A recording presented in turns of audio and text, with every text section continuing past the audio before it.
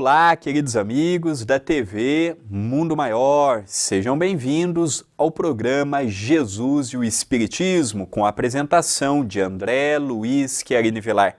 Que alegria em podermos estudar o livro A Caminho da Luz, livro psicografado por Francisco Cândido Xavier, ditado pelo seu benfeitor Emmanuel. Estamos estudando ele em sequência e gostaria de agradecer aos amigos que vêm escrevendo, que estão acompanhando, que estão divulgando, que estão estudando comigo. Que alegria em podermos estar tanto pela TV Mundo Maior, como também no canal do YouTube da TV A Caminho da Luz. É sempre um motivo renovado. E hoje nós daremos início a um capítulo novo, ao capítulo 9, as grandes religiões do passado. Veremos o primeiro tópico, as primeiras organizações religiosas. Mas antes, entre em contato conosco através do WhatsApp 19 997 782794. Mande sua sugestão, sua dúvida, sua colocação ou peça para fazer parte da lista de transmissão. Ter você conosco é motivo de grande alegria. A palavra religião tem como origem a palavra religare, latim, que significa religarmos o nosso pensamento ao do nosso Criador. Se nós vamos chamar Deus de Deus ou darmos um outro nome ao nosso Criador, isto tudo faz parte. Cada cultura, cada povo, cada desenvoltura o chamava por um nome, dando-lhe características diferentes. As religiões, como nós temos hoje, no padrão ortodoxo, que é aquele padrão impositivo, um dogma, por exemplo, artigo de fé indiscutível. Muitas pessoas deixaram as fileiras das religiões tradicionalistas por não poder perguntar. É assim? Deus quer assim? E Deus não gosta de quem pergunta. Não. Religião é a oportunidade que nós temos de estarmos em comunhão com o divino, de estarmos em comunhão com a divindade, de estarmos em comunhão com o belo. Eu não preciso estar dentro de um templo religioso para ligar o meu pensamento a Deus. Eu posso fazer isto na minha casa, no meu local de trabalho, andando dentro do carro, estando num transporte público, andando na via pública. É o meu pensamento. O templo religioso ele tem a oportunidade de nos dar, como um laboratório divino, a dádiva para aprendermos a colocar em prática o amor, a caridade, a bondade, a justiça, a tolerância, mas mudou-se o conceito religioso. O Espiritismo traz para todos nós uma nova maneira de encararmos a fé. A fé, que é o acreditar, que é o princípio básico para todo religioso. O religioso que não tem fé não tem nada. Ele pode ter inteligência, ele pode ter conhecimento, ele pode ter desenvoltura, mas se ele não tiver fé, o seu trabalho é limitado. O Espiritismo se difere das demais religiões porque não pauta sua fé na fé cega. A fé cega é a imposição. Tem que ser assim e não há diálogo. O Espiritismo não. O Espiritismo, ele traz para nós a fé raciocinada, dando-nos a oportunidade de pensar, meditar, aprender e concluir. Aí vai, se eu vou dar a oportunidade para ouvir o que o meu próximo tem a dizer, ou se eu vou imaginar que aquilo que eu sei é o suficiente, vou fechar no meu certo e terminou. Para ser um espírita na acepção da palavra, um espírita cristão, como Allan Kardec define de modo muito claro, em O Livro dos Médiuns, o espírita cristão é aquele que tem bom senso. É aquele que não condena aquilo que ele não compreende. Pelo contrário, ele permite que o tempo comprova ou o tempo negue. Quando nós tomamos um partido e defendemos aquilo com unhas e dentes, como se diz no dito popular, nós temos que tomar muito cuidado. A ciência, dia após dia, está evoluindo. E se nós não tomarmos cuidado, paramos a nossa fé numa fé cega. Mas André, há pouco você disse que o Espiritismo é uma fé raciocinada para aqueles que raciocinam. Porque tem muitas pessoas que vão no centro espírita e não perguntam, não indagam. Ouve o que o orador disse, ouve o que o palestrante disse, ouve o que o expositor apresentou, ouve o que o dirigente afirma e não questiona. Nem sequer pergunta a sua própria consciência. O Espiritismo, para ser bem compreendido, tem que ser bem praticado. E o Espiritismo também é filosofia, a arte de perguntar, a arte de questionar, a arte de entender. O Espiritismo, como as religiões que nós temos no presente, muitas delas que tivemos num passado distante, hoje sobraram apenas vestígios, sobraram apenas histórias, sobraram apenas alguns costumes que nos foram narrados através da escrita. Mas é importante nós concluirmos que a religiosidade é algo que caminha conosco desde sempre. Alguns povos mais, alguns povos menos. Já vimos, por exemplo, que na Índia, que no Egito, eles tinham uma grande vertente à religiosidade. Já na Grécia, por exemplo, eles tinham uma grande abertura à filosofia. Então, cada povo com as suas características, conforme a ascendência espiritual, conforme a ascendência moral, conforme a ascendência de suas necessidades. Então nós hoje vamos começar um capítulo apaixonante, como todo livro é, e nós vamos ver os nossos primórdios. Emmanuel nos fala: as primeiras organizações religiosas da Terra tiveram naturalmente sua origem entre os povos primitivos do Oriente, aos quais enviava Jesus periodicamente os seus mensageiros e missionários. Então conta Emmanuel que as primeiras fundações religiosas começaram no Oriente, através de emissários que Jesus mandava para aquela região como para todo o globo. Chico Xavier dizia para os amigos que não passou um século depois da vinda de Jesus que um dos discípulos não vieram ao palco da crosta. De século em século nós tínhamos mensageiros divinos aqui conosco. E eu não tenho dúvida de que Francisco Cândido Xavier foi o grande mensageiro do século XX. Tivemos mensageiros da paz, como Mahatma Gandhi, Irmã Dulce, Madre Teresa de Calcutá, Nelson Mandela, grandes ativistas, grandes colaboradores e colaboradoras. Mas eu não tenho dúvida que Chico Xavier foi um companheiro dileto de Jesus, caminhando com ele há mais de 2000 anos quando aqui esteve conosco. Estes mensageiros vieram e continuam a vir com uma única missão: mostrar-nos o caminho do religarmos o nosso pensamento. Nós vemos, por exemplo, Mahatma Gandhi, que libertou todo um povo sem derramar o sangue, com um bom senso, utilizando a palavra, o discurso e a argumentação, livrou a Índia das amarras da Inglaterra.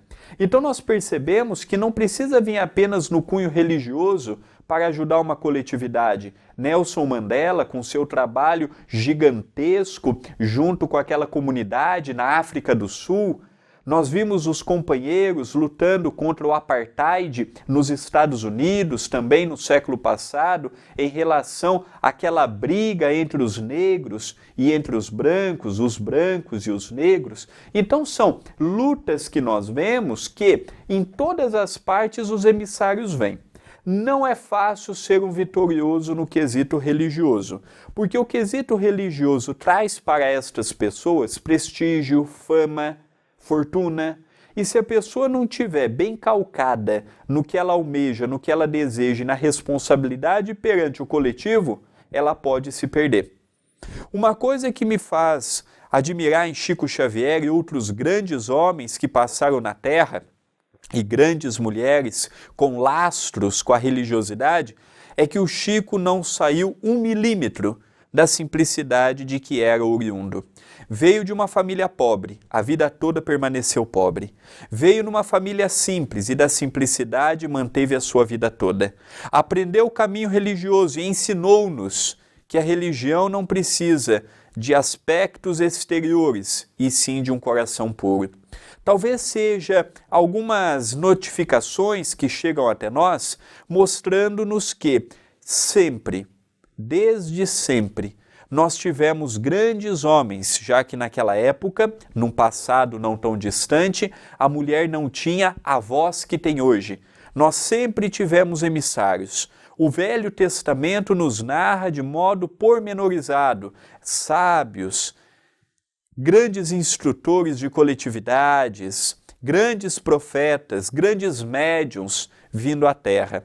Outras diversas escolas religiosas, como Siddhartha Gautama, por exemplo, trazendo-nos o princípio do budismo, que em alguns pontos temos até alguns paralelos, como por exemplo o budismo, esta religião milenar, há milênios já crê na reencarnação.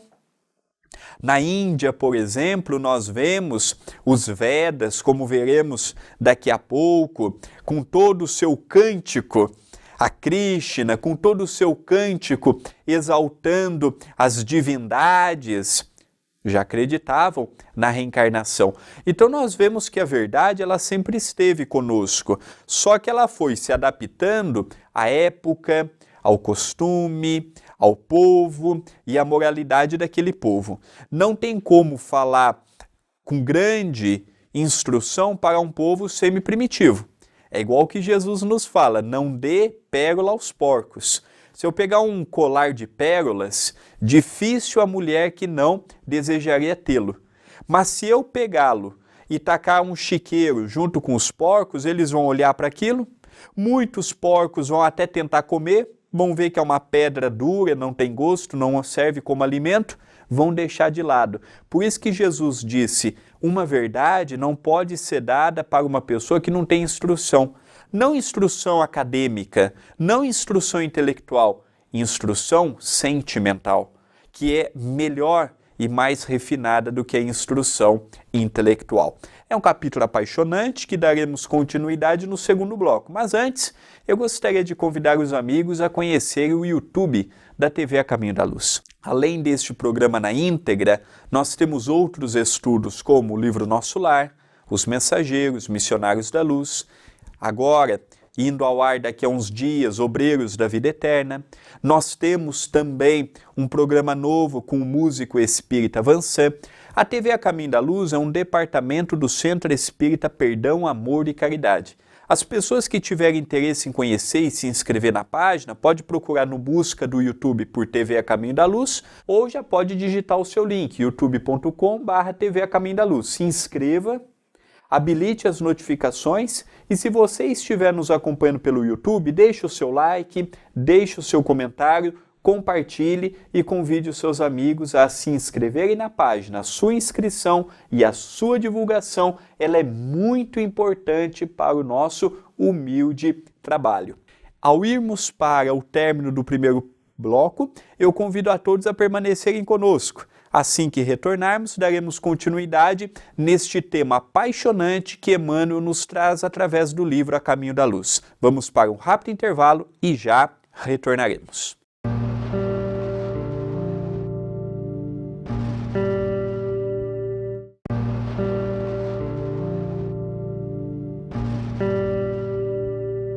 Voltamos com o programa Jesus e o Espiritismo, com a apresentação de André Luiz Chiarini Vilar. Hoje, dando início ao capítulo 9, As Grandes Religiões do Passado.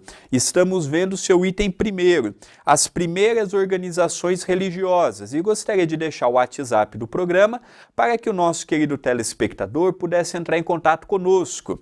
Mande a sua mensagem através do nosso WhatsApp, 19 997-782794. Mande a sua sugestão, mande a sua dúvida, mande a sua pergunta, mande a sua participação ou peçam para colocar o seu nome na lista de transmissão. Será uma grande alegria poder contar com a sua participação. Continua Emmanuel a narrativa.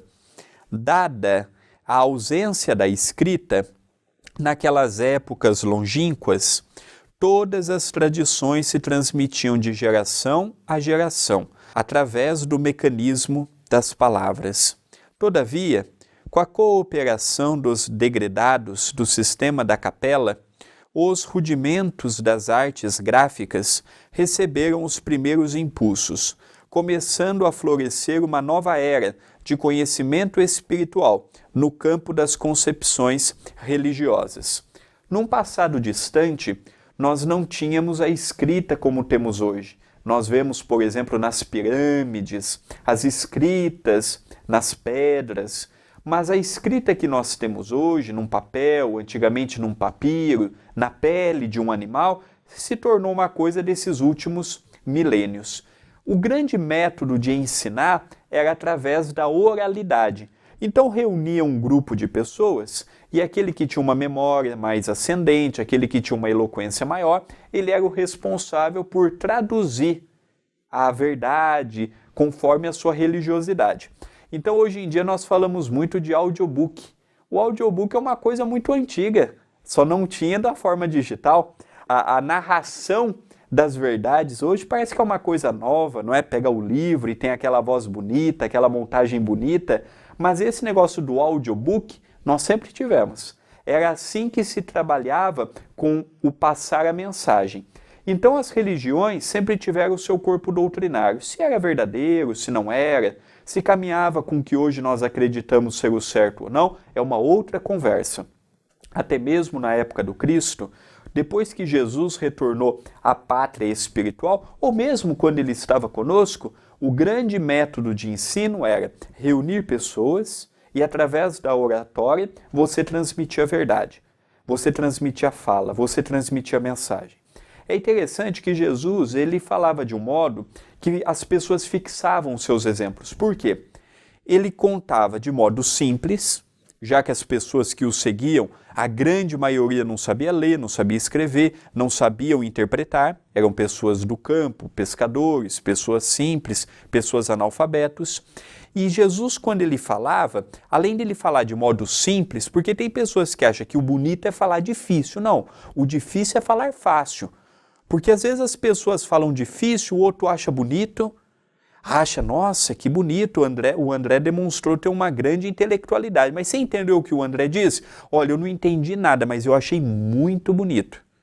Hoje nós temos que entender que mesmo as pessoas tendo mais instrução, mais leitura, mesmo assim, o grau de acesso ao conhecimento ainda não é para todos. Ou nem todos conhecem a sua estrada. E Jesus ele tinha uma outra coisa fascinante, ele ensinava por exemplos. Então ele pegava a semente de mostarda, ele pegava o exemplo da natureza, ele pegava os exemplos do dia a dia dos camponeses, dos pescadores, daqueles homens e daquelas mulheres simples e falava na linguagem que eles entendiam. E isso ficou gravado no seio daqueles que ouviam Jesus. E quando Jesus retorna ao plano espiritual, como seus continuadores continuam propagando a sua mensagem, já que nem todos sabiam ler um pergaminho, por exemplo, de Mateus, de Marcos, de Lucas, de João? Eles reuniam pequenos grupos e passavam a verdade, passavam a mensagem, passavam conforme o que eles acreditavam ser a verdade. E aquilo tinha um grande compromisso. Você ouviu? Você tem o compromisso de passar para o outro. O outro que te ouviu, e assim era uma coisa interessante a propagação. Mais um pouco adiante, vai vindo as primeiras formas de escrita. O papel, no caso, que é mais recente, é um artigo de luxo. Naquela época não havia. Então nós vemos que escrever, nós vemos que o cultivo que tinha para aquelas peles dos animais era uma coisa que era trabalhada, era uma coisa que tinha todo um preparo. Hoje nós pegamos estas folhas sulfites, nós pegamos esses papéis e às vezes não temos ideia da evolução que teve para chegarmos no que nós temos hoje. Então a evolução da oratória, a evolução do passar a mensagem, a evolução de chegar a mensagem a todos. Hoje nós temos um livro, e um livro pode ser feito 4, 5, 6, 10 mil exemplares. Hoje nós temos o PDF dos livros disponíveis na internet. Hoje nós temos os e-books da vida. Hoje nós temos uma gama muito grande. Até um passado recente nós não tínhamos visto. Por isso que era muito difícil se passar a verdade, se passar o conhecimento. Hoje nós temos a felicidade de ter o conhecimento batendo na porta de nossa casa. Hoje nós temos a felicidade de ter o conhecimento disponível. Um livro até há pouco tempo atrás não eram todos que tinham acesso, todos que tinham conhecimento, todos que podiam penetrar na arte do entender, na arte do aprender, na arte do meditar. Continua Emmanuel. Os Vedas, que contam mais de 6.000 anos, já nos falam da sabedoria dos sastras, ou grandes mestres das ciências hindus, que os antecederam, de mais ou menos 2 milênios, nas margens dos rios sagrados da Índia. Vê-se, pois, que a ideia religiosa nasceu com a própria humanidade, constituindo o alicerce de todos os seus esforços e realizações no plano terráqueo. Então aqui nós vimos no programa de hoje, Emmanuel tratar um pouquinho, por exemplo, dos Vedas, falando dos ensinamentos de mais ou menos 6.000 anos, que já tinham domínio, que foram passados através dos últimos 2.000 anos. Então, só nesse período, Emmanuel já nos fala de aproximadamente 8.000 anos, 8 milênios, para não recuarmos muito no túnel do tempo. A religiosidade caminha conosco desde sempre, mudando, como dissemos há pouco, conforme os costumes, conforme os povos, conforme a importância. A religião, ela perdeu uma grande oportunidade de ajudar quando ela se fascinou pelo poder, levando muitas pessoas à descrença. Nos últimos 1000 anos, nós vimos que em muitos capítulos dolorosos, os religiosos e as religiões estiveram metidos nas guerras santas, nas cruzadas, nas inquisições, tomando partido nos reinados, estando diante dos poderosos e diminuindo a importância da maioria simples, da maioria operária. Isso fez com que tivéssemos na atualidade um grande número de pessoas que não acreditam em Deus, não acreditam nas religiões, percebem claramente as religiões tratando de alguns assuntos diferentes do que a própria ciência já prova como sendo verdade ou como sendo mentira. Talvez por isso que Allan Kardec colocou que a grande aliada do Espiritismo é a ciência, e que se fosse encontrado algo dentro da obra de Kardec que estivesse contrário ao que a ciência prova, é para deixar aquele parágrafo de lado e ficar com a ciência. Kardec ele teve um bom senso maravilhoso, porque o grande equívoco das religiões é não se atualizarem, é pegar o seu corpo doutrinário, que estão muitas vezes há séculos falando a mesma coisa, há milênios falando a mesma coisa, e não reverem. Só que os costumes de hoje são outros. Eu não posso tratar a pessoa de hoje como eu tratava na época de Lutero, na época de Calvino, ou ainda mais recuado.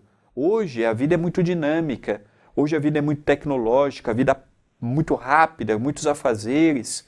E se eu não tiver um modo diferente, eu vou ter cada vez menos pessoas dentro das religiões, inclusive dentro do Espiritismo. Precisamos amadurecer determinadas ideias para que possamos chegar ao coração dos mais jovens. Se nós repararmos hoje nas religiões modernas, nas religiões que temos na atualidade, a maioria das pessoas que frequentam um templo religioso é de 40 anos para cima. Hoje é muito pouco os jovens, muito pouco o que eu falo é a porcentagem total dos jovens dentro de uma religião. Por quê? Porque a linguagem não é acessível, aquilo não encanta, aquilo não chama atenção, aquilo não desperta curiosidade. Então é um convite para nós. A religião ela tem que estar atual, não no seu corpo doutrinário no sentido de toda hora vir os modismos, não, mas na forma de apresentarmos. Hoje as pessoas querem se sentir amadas dentro do templo religioso, querem se sentir importantes. Hoje as pessoas querem sentir que a sua voz não é apenas uma voz, a sua voz também é uma opinião. Estando certo ou estando errado, a sua opinião ela é verdadeira, ela é importante. Então nós começamos a ver a importância que nós temos de modificarmos, atualizarmos e entendermos os costumes da atualidade. Ao encerrarmos o nosso programa de hoje, eu gostaria de convidar a todos os amigos, a todas as amigas que me acompanham, a conhecerem os livros que eu já escrevi até o presente momento. Todos os livros foram doados para o Centro Espírita Perdão, Amor e Caridade. Então as pessoas que quiserem ajudar as nossas atividades aqui na cidade de Itapira, no estado de São Paulo, entre na nossa loja, loja acaminhodaluz.com.br. Adquira um livro, seja de minha autoria, ou outros autores que lá nós temos, outros médiuns, toda a renda é para o Centro Espírita. E gostaria também de convidar os amigos, as amigas, para conhecerem o nosso canal no YouTube. Lá você vai poder estudar o livro Nosso Lar, Os Mensageiros, Missionários da Luz, dentre mais alguns dias, Obreiros da Vida Eterna. Recentemente, um novo programa com Vansan, o músico espírita. Então nós temos ali muitas coisas bacanas. Você pode procurar por TV A Caminho da Luz ou digitar o link youtube.com/TV A Caminho da Luz. Se inscreva no canal e habilite as notificações. Ao encerrarmos o nosso programa, rogamos a Deus, o nosso Pai e Criador, a Jesus, o nosso Mestre maior, que nos abençoe, que nos ampare, que nos fortaleça, nos dando muita paz, harmonia, tranquilidade, para passarmos por estes dias difíceis, devido à pandemia, com fé, com esperança e com coragem. Na semana que virá, daremos continuidade ao nosso estudo deste livro fantástico, o livro A Caminho da Luz. Um beijo no coração de todos, até o próximo programa.